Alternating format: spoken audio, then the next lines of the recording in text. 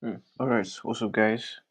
So this is the last video for this series here, and um, in the last video we stopped at the filter method, right? So let's continue. We'll be going next to the reduce method. So how does the reduce method work? The reduce method um accumulates all the elements of or items of an array and then returns a single value. Now that is useful when we want to like add numbers in an array or find the sum of you know numbers or the total value of items in an array, and the likes. So let's try that with the numbers array now, right? So taking this off,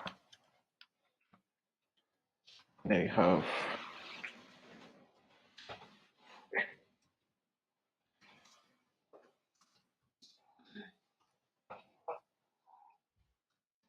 now the array method takes in a callback function and what an initial value. So let's write our callback function. Let's write it like this. And then the initial value. In this case, it should be what? It should be 0, right? So,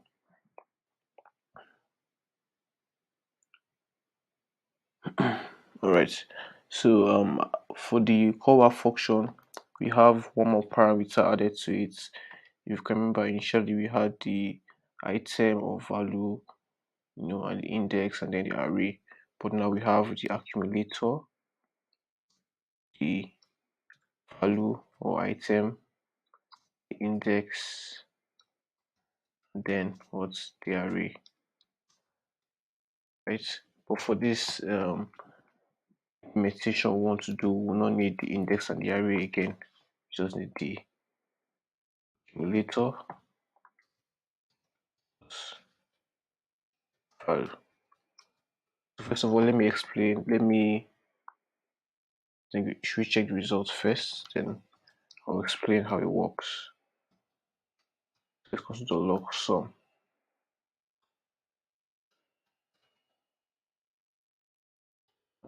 Just do it like this so we can see what we want to see. So we run this. As you can see, we have the sum 28. Let me move this. As you can see, we have the sum 28, and then if you add, you can also just add more values, and the sum will increase into this. As you can see, the sum increases, right? So how does this work? So first of all, when we get to the callback function, right, the first value of the accumulator is what? The initial value, which will be 0, right? And what is the first value of our array? 1. So we say accumulator 0 plus the value 1. 0 plus 1. That is what's 1. Now the accumulator is now what? Is now 1. The next value is what? 2. So now be 1 plus 2, which is 3. And now the accumulator is now 3. The next value is 3, which is 3 plus 3, and so on and so forth.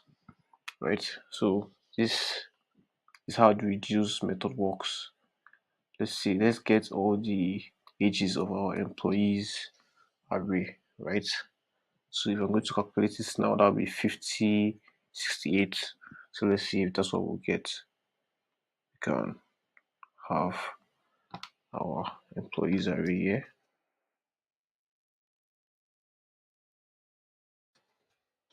Right? Then what is the value here? One value is what? Is an object, which I will try to access the age property. So that'll be what? Value dot age. Also, we call this person.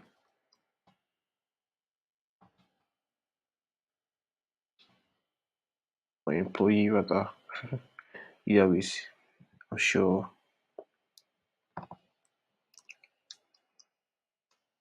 So let's get total age and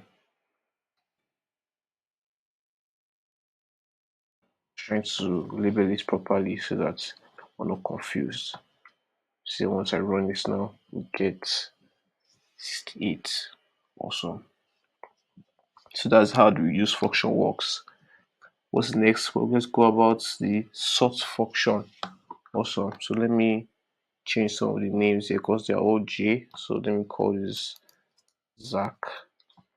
I'll call this Abraham. So let's sort our names array. Now the sort array it works differently for numbers and works differently for letters, for strings. So let me show you that.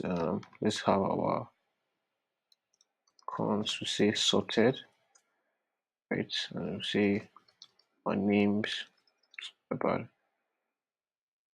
say names sorts. What would that give us?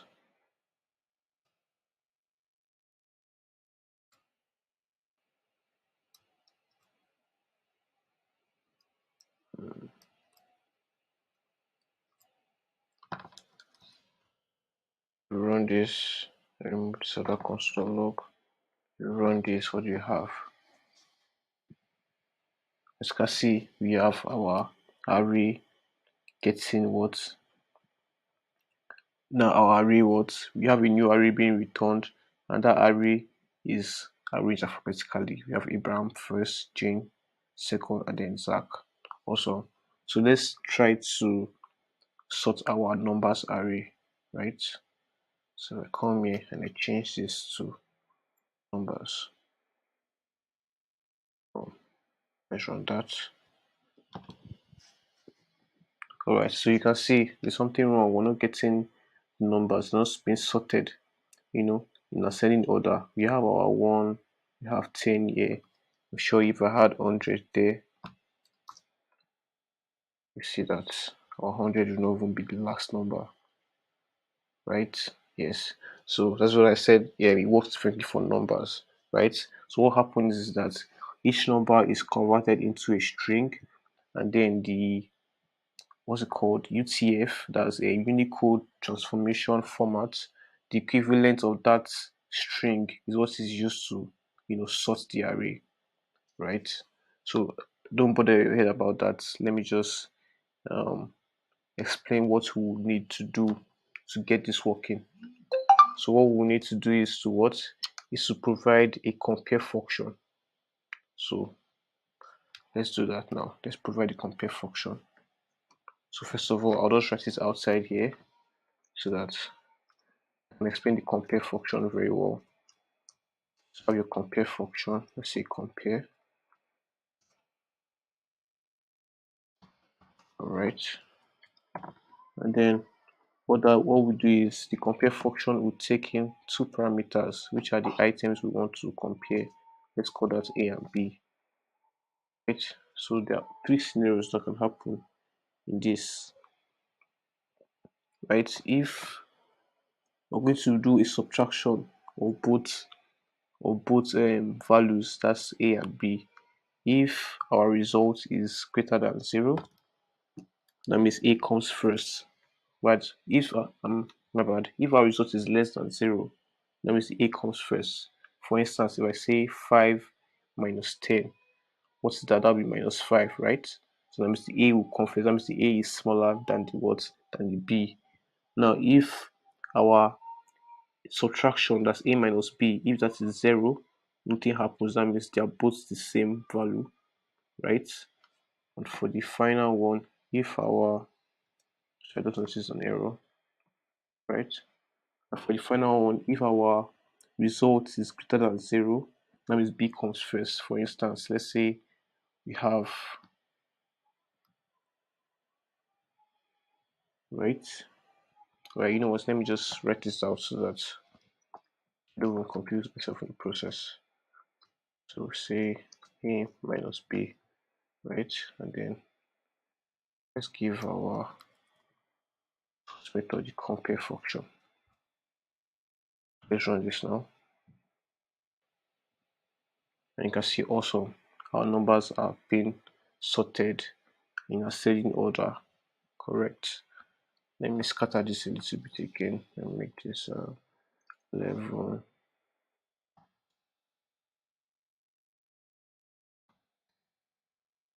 Run that just to be sure. Right. Awesome. So if we want to arrange it in descending order, all we have to do is, reverse it. Let's just see. Let's say that will be minus A. Then run it. You see that we have it in descending order from the largest to the smallest. Also, so that's our sort method. So what's next? We have the join, right? So this is an array method used to convert um, an array of items to a string. Now, let me put that into practice.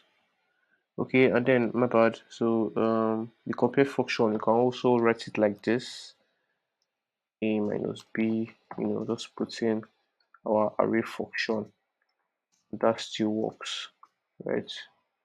So I'll cancel my compare function now, and then I'll run it. It should all come in ascending order, and awesome, it still works. So that's way to show you that. Okay, so now we have our names. So what's our names array? Our names array is an array of names, right? Jane, Zach, and Abraham. Now I want to make it a string, right? How do I do that? I'll use the join method. What does the join method, what does it take? It takes in the separator. Now let's see what happens when we don't put any value in our separator. Let's put in an empty string, right? Now name console.log here sorted. Just name me joined. I'm gonna leave it like that. So don't waste so much time. And what do we get? You can see we have our what? Our names array is now what? A string, which is Jane, Zach, Abraham, right? No space, no nothing, because we use an empty string as a separator. Now what happens if you put comma in there? You can see we have our names be separated by commas. Let me put comma and space. Let's see, this looks way better, right? So the join method takes in the separator and it is used to turn, you know, an an array into a string. So this separator can be anything, like it can be asterisk, can be whatever, and then that's what will separate each item. All right, awesome. The next one is includes, right? So this one is important to use it a lot in algorithms. So it returns a boolean, that means it's true or false. So let's check, does his name's array, does he have Zach? Right? I'm expecting true. I run that now.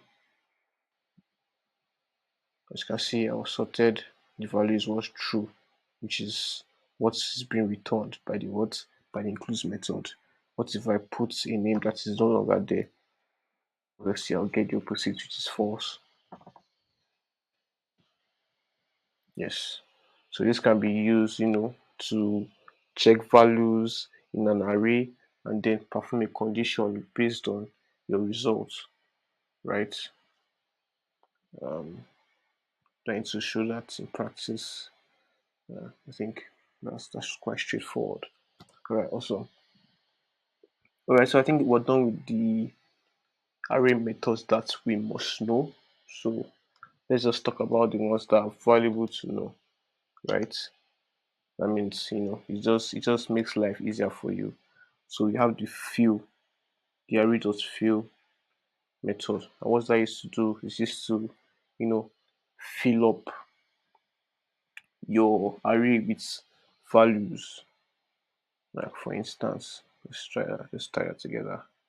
Let's delete all this, right? So see const array.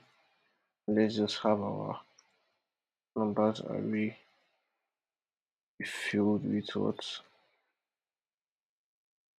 Zeros. So let's have our, I really can't think of a use case at this moment, but you know, use this initially to create arrays.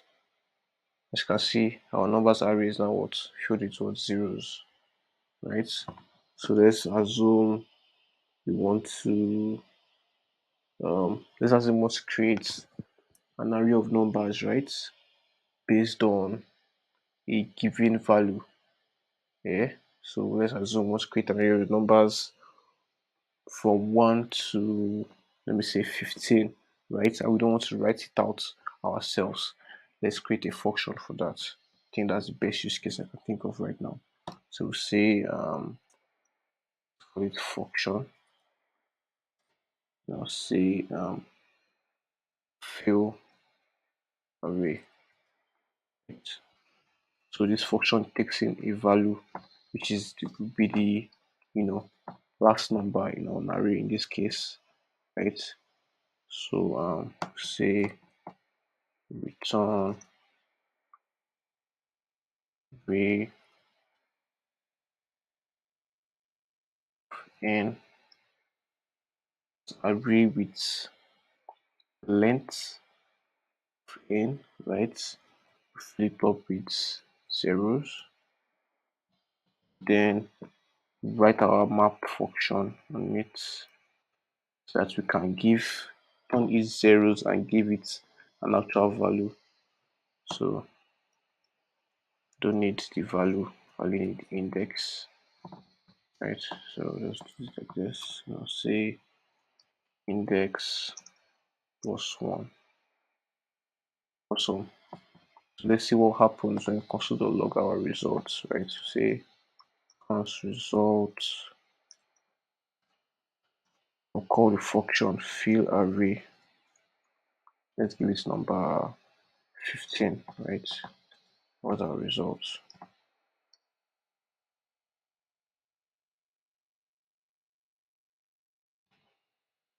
Run this now. Let's get an array from 1 to 15. You can see that. Awesome.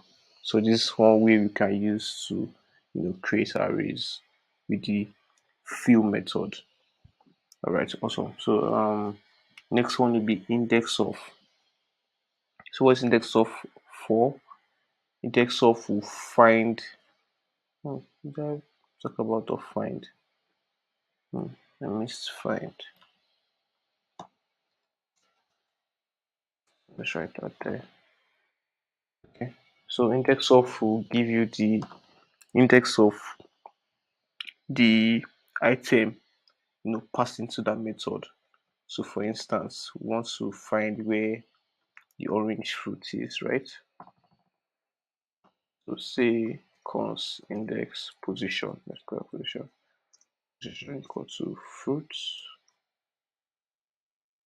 dot index of, right? Let's give that orange. So I'm expecting 1 to be returned, right? This return position. Then we get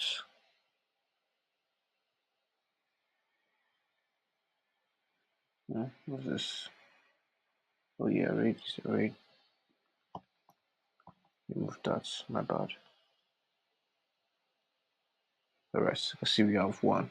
Let's assume we're looking for strawberry. And I think that should be position 3, right? We'll find that. See, we have our position 3. Now, the last index of is just the exact opposite. Last index of finds the last, the last occurrence of your search. So let's assume we have let me call on that apple here, right? So let's assume we have another apple here. And then we need to search for the last index of, right? So instead of it to give me 0, if I'm using index of, I'll be getting the position 0. But now that I'm using the last index of, it's going to find the last occurrence of my search, and then to give me, it should give me 3 now, right? So let's search on that. Yeah, I get 3. Let me add something that's to be like just constantly logging the same thing. So I say this is orange. So I believe this should be at position 4 now, no longer 3. Alright, awesome. So it works. Our next is array dot is does every method, right? So does the dot every method works. So every method will return a boolean that's true or false. Now returns true if all the elements in that array pass the condition, right? And returns false if one of that element fails the condition. So let's try an array of even numbers, right? So say even, say to some.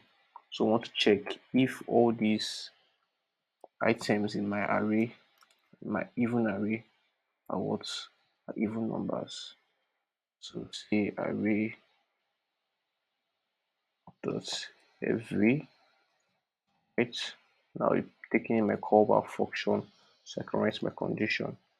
Right? My callback function takes in again the value, the index, and then the what the array itself. So let me take let me call this value this time around, and then this parenthesis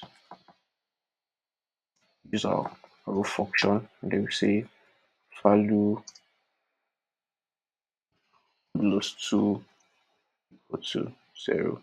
So that means if all my the items in this array, if all them are even numbers, I should get true, right? And if not, I'll get false. So let's try now. I think all them are even numbers. As you can see, I get true, right? Now what happens if just one of them is an odd number? So I'm just add 9 to this, right? As you can see, we are false. So everything must pass for it to be true. Once one of the item fails that condition, we get false as a result. Now we have our array, our sum method, right? Our sum method is quite similar to every, and it's just the opposite, right? So our sum method returns true if one of the elements pass that condition, right? And returns false if they all fail the condition. Now, for instance, I want to check if I have an odd number, right? How many odd numbers I have? I only have one. So this array will return true, even if I only have one of the items being an odd number. So let's run this. As you can see, we're getting true, right? If I remove that odd number now, and I'm saying I want to check if any of them is an odd number, right? Now it gets false because none of them is an odd number. They're all even numbers. Awesome. So I hope you guys know this method of checking odd and even numbers. I explained it in the last lesson. It's very important. Please take note of it. Um, so we have the array.from, right? So the only use case I can take off right now is, let me say, an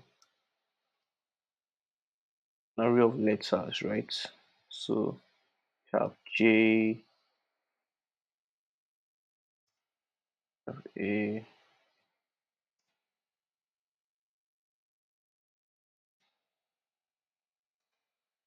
oh my god, my bad.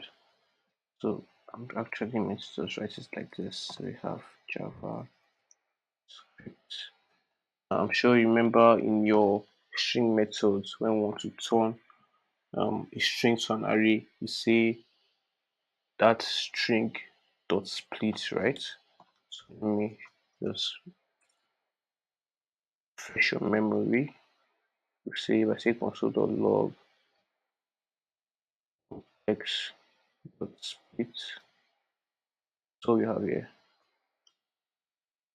have an array of what, of letters. Awesome. So now we can do the same thing with array dot from, right? So we're console dot log array from x. What that will give us. Let's see, it gives us the same thing, right? So we can use this method to turn a string into an array, right? It might be a string of, it might actually be numbers here, right? So let's assume we have 1, 2, 3, 4, 5, 6. We have our, you can see we now have our array of numbers. Now we can perform functions to these numbers as well. You can see they're actually strings actually, because they're all still in quotation. So let's make them numbers, right? You can just pass in our, right? You can pass in our function beside here.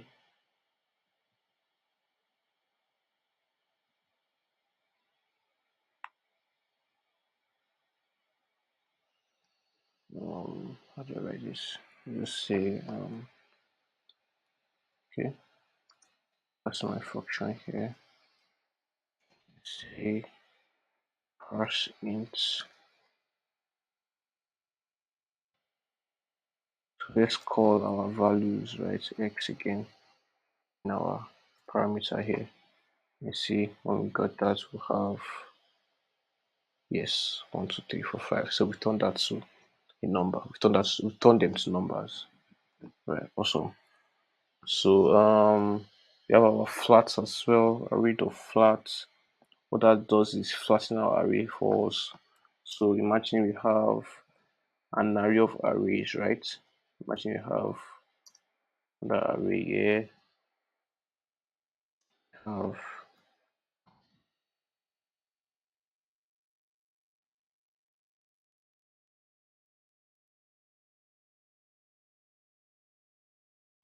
I wanted to get just one array, right? I want everything to just be one single array, not an array inside arrays. How do I do that? I use the flat method. So if I do log um, even flat, so I run that, as you can see we have name this, so just get one value back so that we're sure what we're getting. Am I choosing the console? Okay. As you can see, what we get is what, one single array, right? What happens if we have a nested array inside, like an array in an array, right? So that's when we have this, have 6, comma 7. So that array will still be there. Yes, like I said, that array will still be there, right? So what we have to do is just make sure the flattening goes in 2 steps, right? So we add 2 now and we run it. I'm sure we'll get back one simple array again. Awesome, right? So the best way to do it is, if you're not sure of the amount of flattening that it require, you can just write infinity here. Infinity. So no matter how many flattening or how many arrays or how many nested arrays is there, it's always flatten out. So let's try this. So say 7, comma 8, and that's awesome. still get one single array.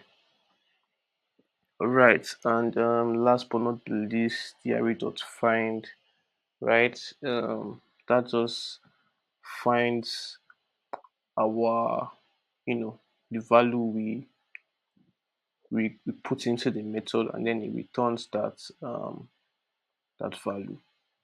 So for instance, we can say fruits dot find, and let's keep that right. Equals to the log. What result is, so sorry, I'm even writing my logs, it's quite confusing. Sorry about that. Let me run this. Oh yeah, my bad. Let's be an arrow function.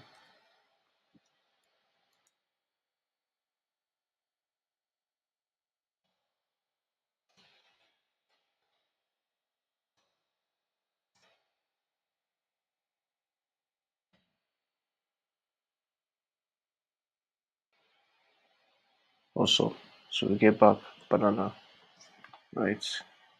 So yeah, this is the array methods, right? The most popular ones. I'm sure there's still some, probably missing out some. But yeah, this is majorly it. So thanks guys. I hope this was helpful to everyone, and I look forward to the next class. Yeah, thank you.